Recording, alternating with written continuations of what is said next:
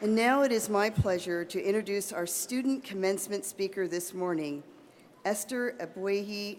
Esther Ebuehi.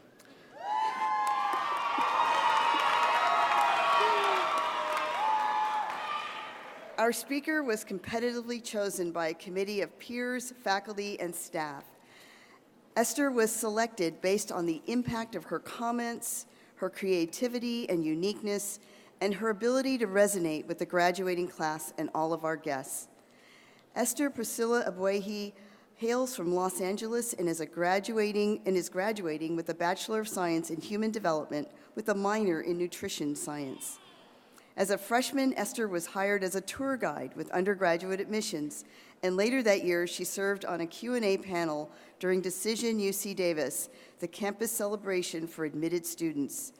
Esther has also served as the African Diaspora Community Coordinator at the Cross Cultural Center and a health advocate with Student Health Services. She is currently a volunteer at Imani Clinic, a student-run organization at Oak Park, Sacramento, dedicated to improving medical, academic, and social outcomes among members of the African American community.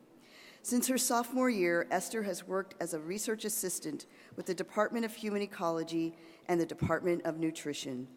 Last year, she was given the opportunity to represent UC Davis at the Clinton Global Initiative University Conference in Miami and present research at the Society for Research in Child Development in Philadelphia. She will intern with the Department of Health and Human Services this summer in Washington, D.C., and she will return in the fall to take more classes because that's just how much she loves school. In the future, Esther hopes to study clinical medicine in order to address health inequities and actively advocate for health and human rights for all. Ladies and gentlemen, please welcome our student speaker, Esther Ebuehi.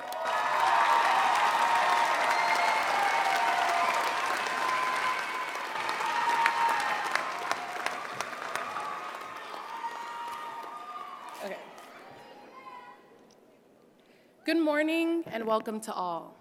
Faculty, staff, family and friends, acquaintances whose names you cannot recall, Chancellor Hexter and Dr. Dillard, the Dean, and last but not least, good morning to the graduating class of 2016.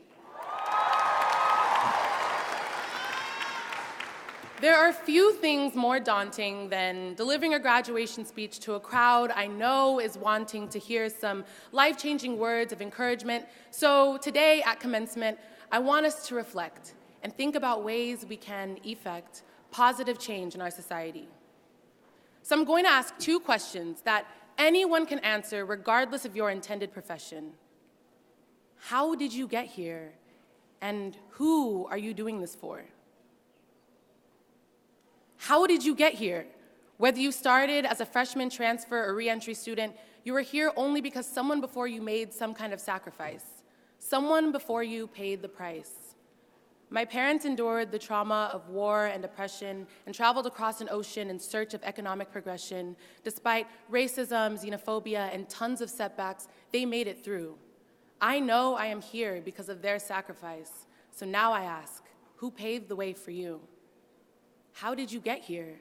You made it through back-to-back midterms, projects, papers, and coffee-fueled finals weeks, switching majors and switching up study techniques, being broke and dealing with breakups, battling depression, anxiety, mental and physical disabilities, a couple quarter-life crises and emotional breakdowns. Yet, here you are, seated in your cap and gown.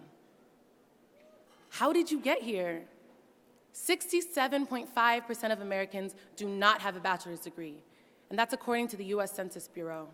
In a society that runs on intellectual currency, that is the status quo. And we all know that simply having a degree doesn't make you smart. It's what you do with it that matters, and it needs to come from the heart. For most of us, college has been an emotional roller coaster and so much more. So now I ask, who do you do this for? I dedicate my degree to my older brother, Gideon, who passed away last year. Though he never graduated from a four-year college, he definitely possessed the knowledge. Who do you do this for? Maybe you weathered the storms of college in memory of loved ones who aren't here. Or maybe you do it for the hardworking parents you hold so dear.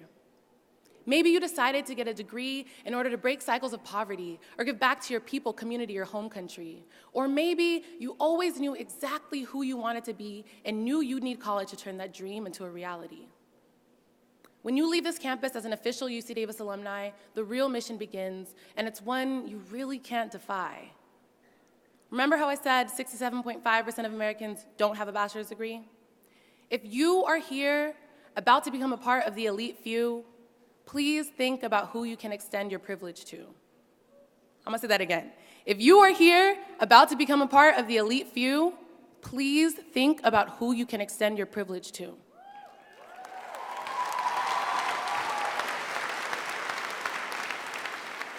As we go our separate ways, let's recognize that there is so much we can accomplish in this next phase. Collectively, we represent so many beliefs and backgrounds, communities and identities, so much ambition in one room, and a world of endless possibilities.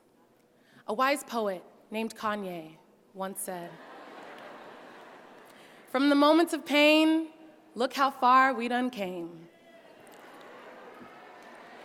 I'd like to encourage you to turn overwhelmed and afraid into hopeful and excited, keeping that fiery passion within you ignited and turning that passion into purpose, regardless of whichever path you've decided.